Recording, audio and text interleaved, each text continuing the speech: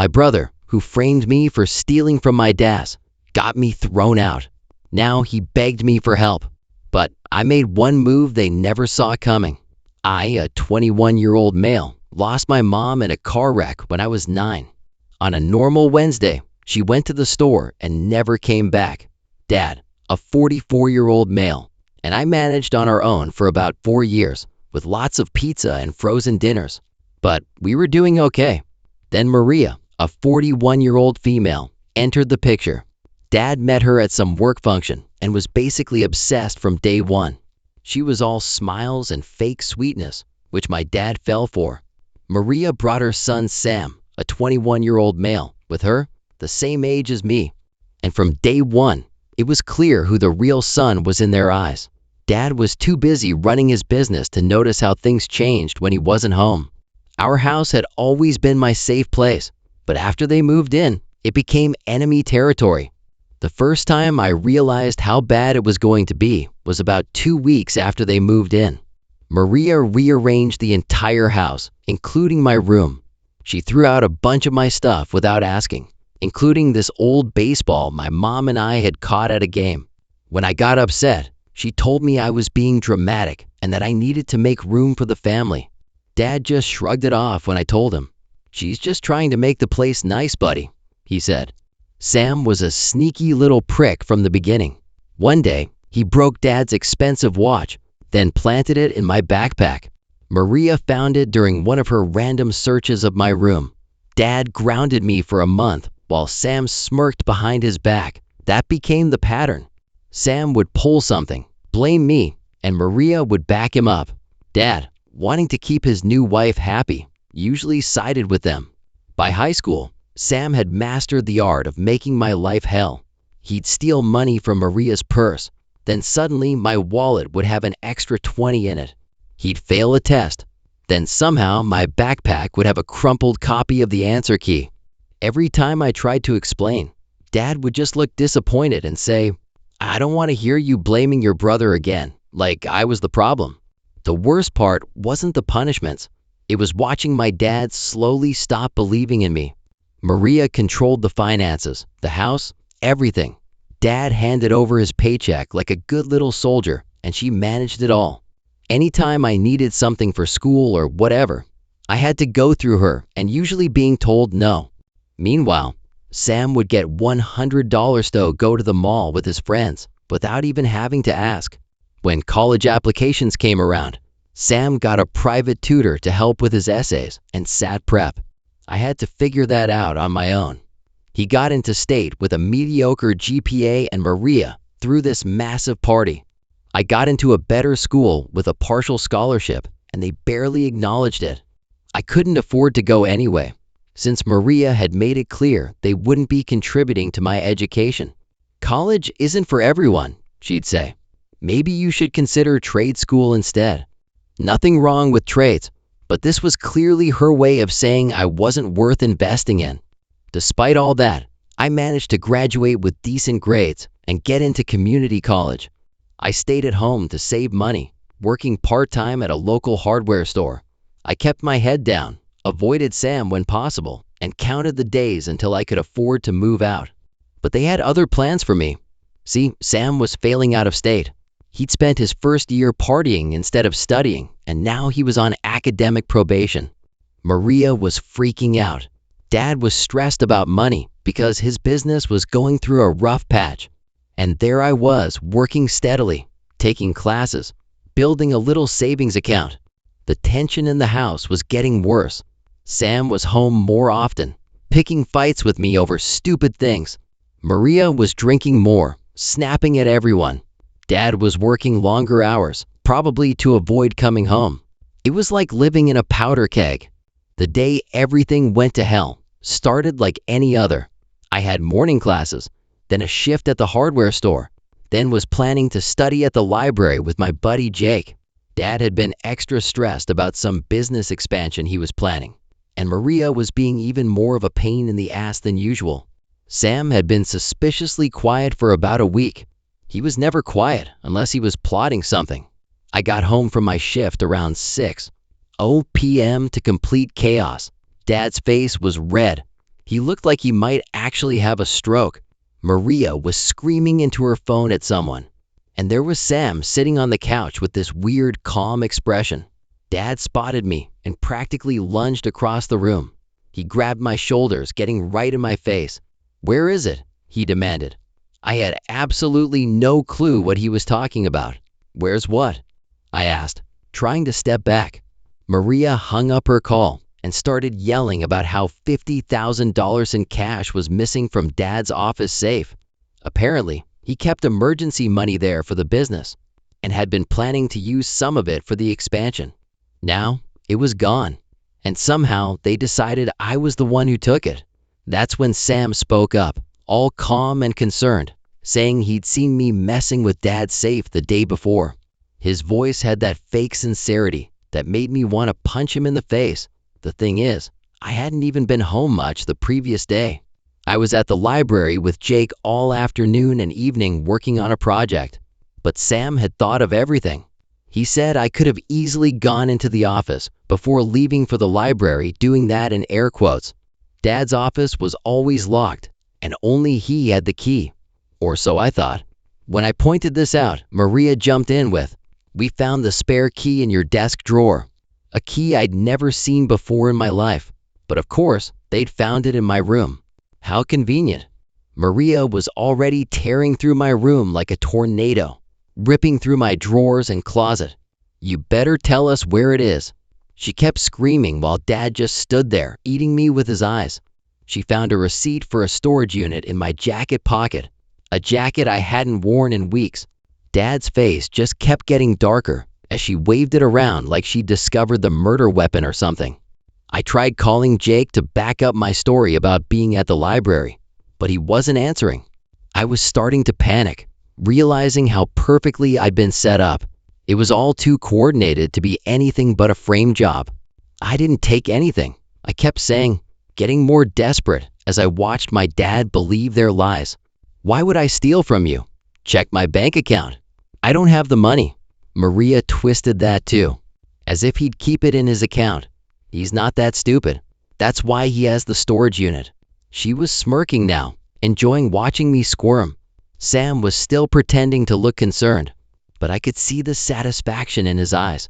I told them about Jake and I being at the library, but Maria immediately painted him as my accomplice.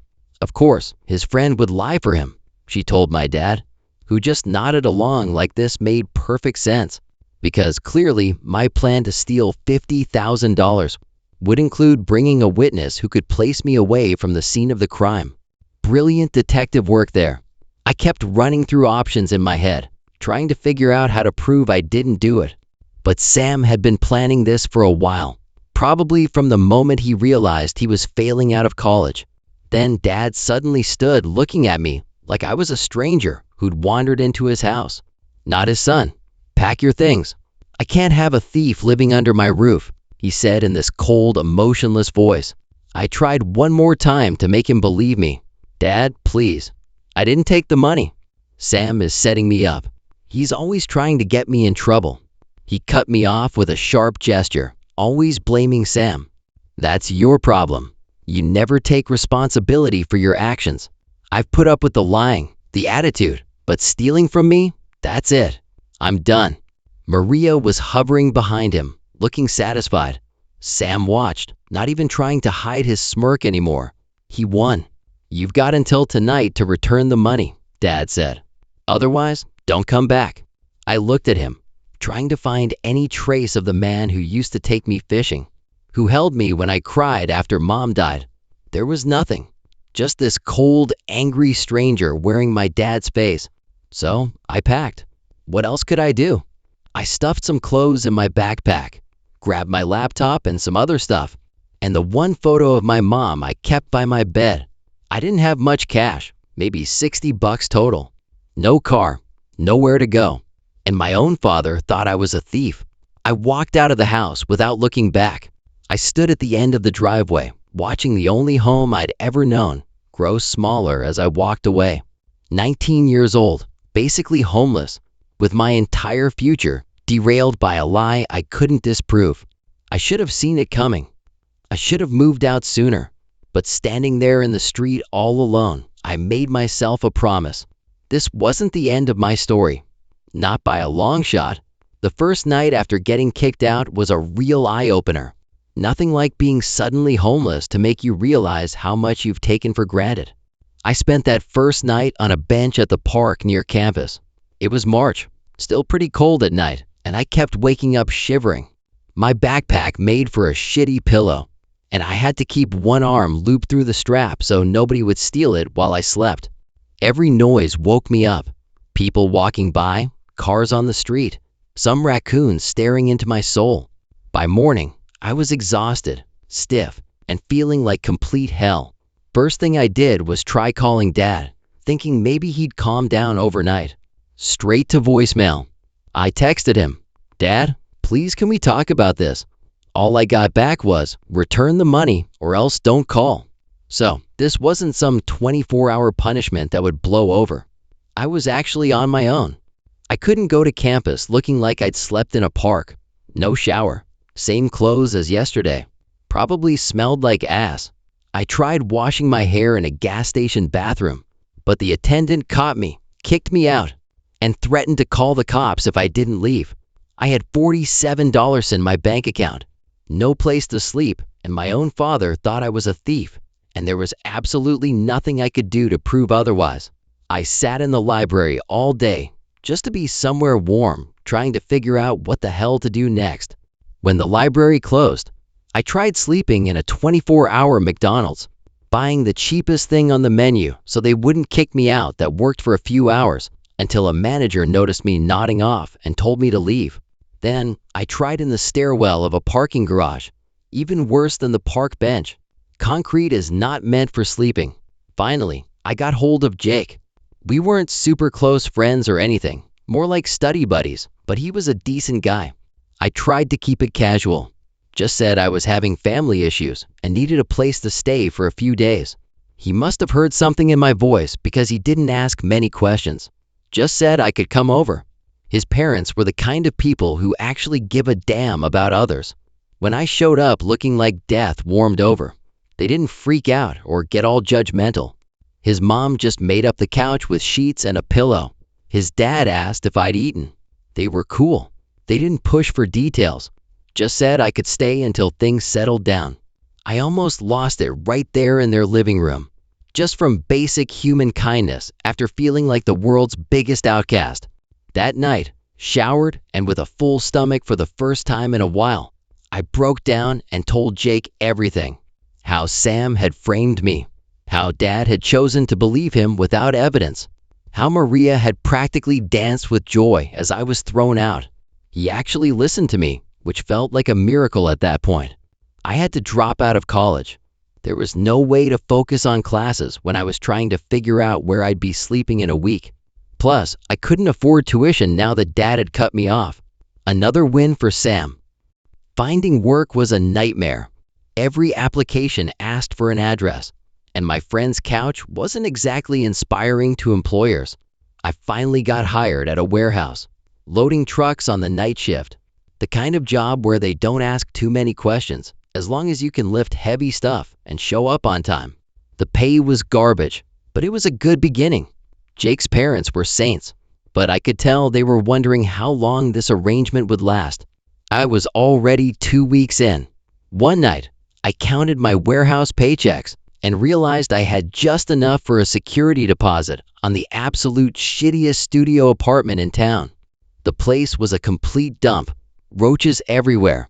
A shower that alternated between freezing and scalding with no warning. And the whole building smelled like the Chinese restaurant on the first floor. Moving in was depressing as hell. All my stuff fit in 2 garbage bags. No furniture except a used mattress I got for $15 from some guy on Craigslist. The first night there, I sat on that half-inflated mattress, eating cold ramen, no microwave, and just lost it.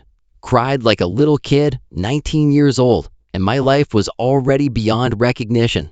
The warehouse job was killing me. 12-hour shifts of heavy lifting, supervisors, minimum wage. My back hurt constantly. My hands were always cut up, and I was so tired most days that I just come home and pass out on my air mattress without even eating. But I kept showing up because the alternative was worse. I know it sounds petty, but I kept trying to reach Dad those first few weeks. I was refusing the idea that he could do this to me, but eventually he stopped responding at all. The hardest thing was accepting that my dad really believed I was capable of stealing from him.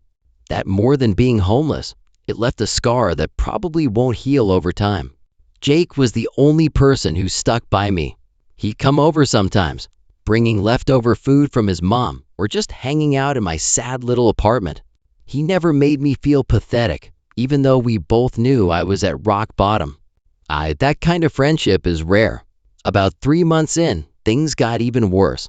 The warehouse cut back hours, so my already tiny paycheck got even smaller. The building where I lived had a water leak that the landlord refused to fix, so my ceiling was growing black mold. And to top it all off, I got mugged walking home from work one night. I seriously considered giving up. Not in a dramatic end at all kind of way, but more like just accepting that this was my life now, and it wasn't going to get better. Maybe I'd always be the guy living paycheck to paycheck in a roach-infested apartment working jobs that treated me like I was disposable. There's this weird clarity that comes when you hit absolute bottom. You realize you've got nothing left to lose. And in a weird way, that's freeing. I remember sitting on the floor of my apartment and thinking, well, this is it. This is as bad as it gets. So the only direction from here is up. And that's when Jake showed up with a 6-pack of sodas and an idea that would change everything. That night, Jake showed up at my hole of an apartment. He had an actual plan. We were sitting on my floor when he pulled out his laptop and started showing me these designs he'd been working on. I've been creating these custom gaming controllers and skins, he explained, flipping through images of some seriously cool-looking designs. People online will pay good money for this stuff, but I don't know how to set up a website or handle orders and shipping and all that business crap. I didn't get what this had to do with me until he said, "You've always been good with computers and organization. What if we partnered up? Start small. See what happens." My first reaction was to laugh. Here I was working a job that barely covered rent, and he thought I had the bandwidth to start a business. But Jake wasn't joking. He actually thought this could work. "Look, what else are you going to do?" he asked when I didn't respond. "Keep killing yourself at that warehouse job until your back gives out. This could be something, man." He wasn't wrong about the warehouse. At 19, I already had the back of a 50-year-old construction worker. I was going nowhere fast, so I said, why not? What did I have to lose? We started with absolutely nothing. Built a basic website using free tools. Invested what little we had in materials, $200. From my side, mostly money I should have spent on food, and worked on filling orders at night after our day jobs. The first month, we made $87 total, split 2 ways. But weirdly, having a project to focus on made everything else more bearable. The warehouse job still sucked, but it wasn't my whole life anymore. My apartment was still a dump, but I spent less time there because I was at Jake's working on controllers. For the first time since getting kicked out, I had something to think about besides how much my life sucked. The second month, we made $212. The third, almost $400. By month 4, we were getting consistent orders, mostly through word of mouth. Turned out Jake's designs were actually pretty damn good, and my obsessive attention to detail meant our quality was solid. We started getting repeat customers, which in a niche business like custom controllers is basically the holy grail. Around month 5, we caught our first real break. Jake had been sending free samples to gaming YouTubers, basically begging them to check out our stuff. Most ignored us, but this one guy with about 100,000 subscribers actually featured one of our controllers in a video. Orders jumped overnight. We went from maybe 5 to 10 orders a week to over 40. Suddenly, we were scrambling to keep up. I cut back on warehouse hours to focus more on the business. By month 6, we were making enough from the controllers that I could finally quit the warehouse completely. We moved operations from Jake's parents' garage to a tiny rented workspace. We started buying materials in bulk to save money, created an actual system for tracking orders. Month 8, I finally moved out of Roach Central into a decent one-bedroom apartment. Nothing fancy, but clean, functional, and with neighbors who didn't cook meth in the unit below. I bought actual furniture, a real bed, a desk for my computer. The business kept growing. By month 10, we had 3 part-time employees and were looking for a bigger workspace. It wasn't all smooth sailing. We had supply chain issues, customer complaints, and an employee who tried to steal from us. Normal business problems. But compared to being homeless, these were problems I could actually solve. I had moved again, this time to a nice 2-bedroom apartment in a good part of town. Then, almost 18 months after I'd been kicked out, my phone rang with a number I hadn't seen in a long time. It was Dad. I was in the middle of a meeting with Jake and our employees when I saw the caller ID. I actually froze mid-sentence. Jake noticed and asked if everything was okay. "It's my dad," I said, staring at the phone like it might explode. So I took the call privately. I let the phone ring a few more times, debating whether to answer or let it go to voicemail. But I wanted to know why he was calling after all this time. "Hello?" I kept my voice neutral, like I was taking a call from a stranger. His voice sounded rough. "Son, I need to see you. It's important." I almost laughed. Now it was important. After a year and a half of silence, when I asked why, he told me he couldn't do it over the phone. Then he begged me to meet. His tone made me really curious, so we agreed to meet at a coffee shop downtown the next day. I barely slept that night, my mind spinning with possibilities. Walking into that coffee shop was surreal. I spotted him immediately, looking like he'd aged a decade. "Thanks for coming," he said as I sat down across from him. He stared at me for a long moment. "You look good, son. Different." I didn't reply, just waited for whatever bomb he was about to drop. He took a deep breath. "Okay, let me tell you. Maria is gone. She left 6 weeks ago. Not what I was expecting. Gone where?" "I found out she was cheating on me for years," he said, bitterly laughing. "And she's been stealing from me from the business. Tens of thousands over the years. She cleaned out our accounts before she fled." I kept quiet, letting him continue. "She left with her yoga instructor," he added. I prompted. I needed to hear him say it. Dad's eyes filled with tears, and I was wrong about everything. When they left, I found evidence. Sam had texted Maria about how they'd set you up. I was an idiot. I chose them over my own son. There it was. Vindication. After all this time, my dad finally knew the truth. But instead of feeling satisfied, I just felt tired. "So, what do you want from me?" I asked, already guessing the answer. "I need help," he admitted, looking down at his coffee. "I've lost everything. The business is struggling. The house is going into foreclosure. Maria took everything she could get her hands on before she left." "Where are you staying?" I asked. "Motel 6 off the highway. That's all I can afford right now." The irony wasn't lost on me.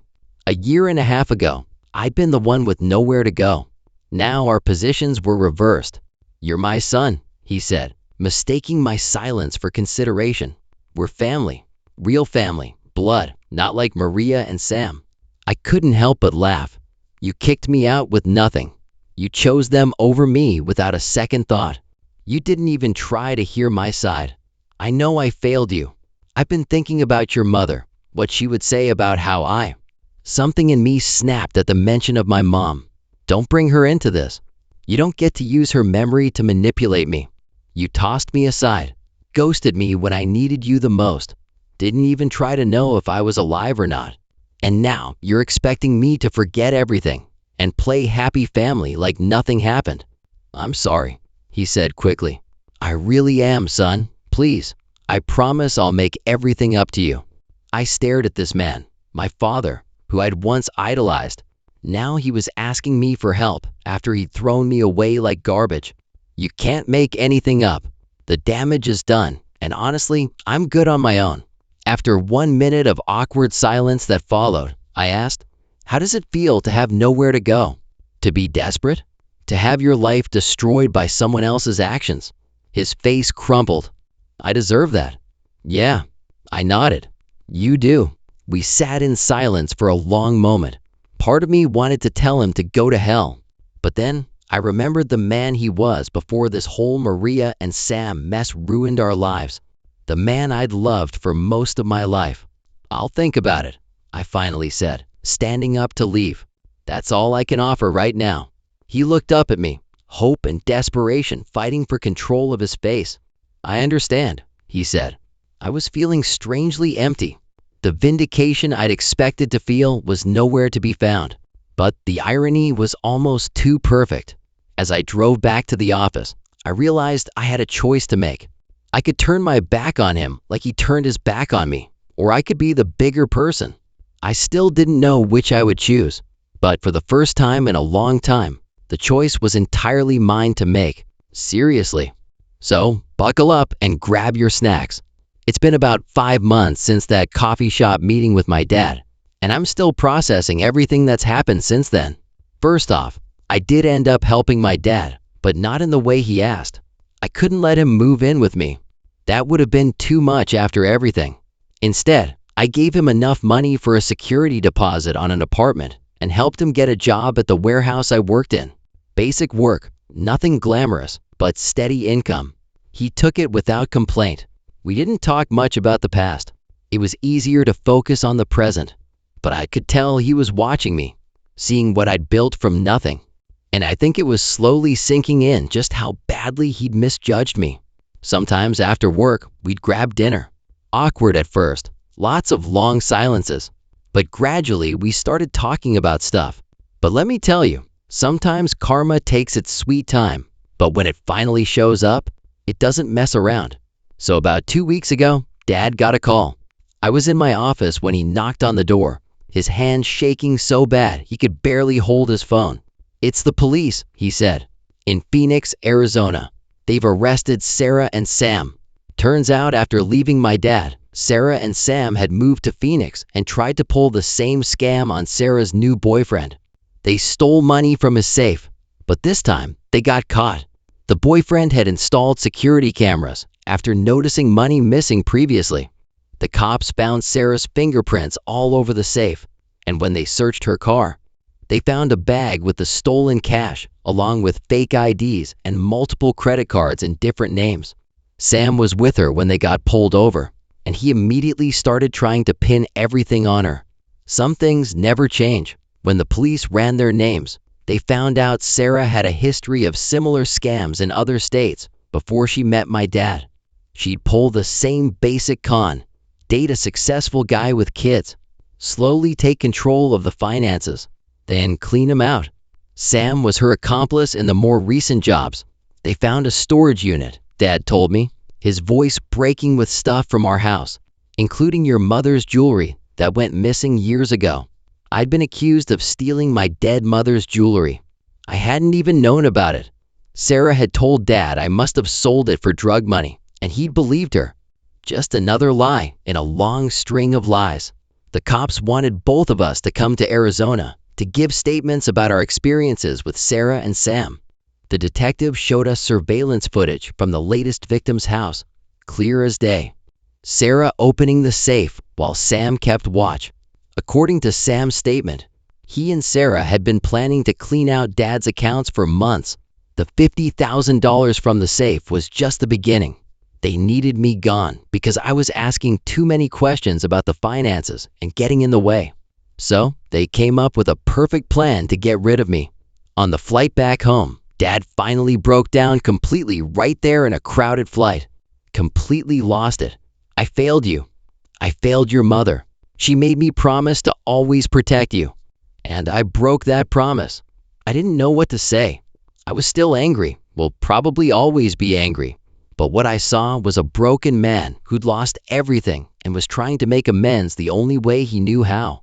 When we landed, I made a decision that surprised even me. I told Dad he could stay with me for a while in my spare room. Not permanently, but until he figures out next steps. It's been a week now, and it's awkward as hell, but we're trying. The business is doing better than ever. Jake and I are talking about opening a second location. As for Sarah and Sam, They're both facing serious charges. The prosecutor says, with all the evidence they have, including Sam's testimony against Sarah, it's basically a slam dunk case. Dad's been subpoenaed to testify at their trial next month. Sometimes I think about how different my life would be if Sam had never framed me. If I'd never been kicked out, I probably would have finished community college, gotten some ordinary job, and continued living in my dad's shadow. In some weird way, getting kicked out was the best thing that ever happened to me. Me and Dad, well, we're taking it day by day. Sometimes we talk about Mom, about the good days, and sometimes we sit in silence. I don't know if I'll ever fully forgive him. As for me, I'm doing better than I ever imagined. I am 22 now. I own a successful business, have a nice apartment, even started seeing someone recently who seems pretty cool. The best part, every morning when I walk into that office, the employees all greet me with respect. And every time my dad sees it, I can tell he's thinking about what he almost lost forever. To the people thought I should completely cut my dad off. I get where you're coming from, believe me. But it's more complicated than that. He messed up massively. No argument there. But Sarah was manipulating him for years, not making excuses for him, just saying there's context. We're taking it one day at a time.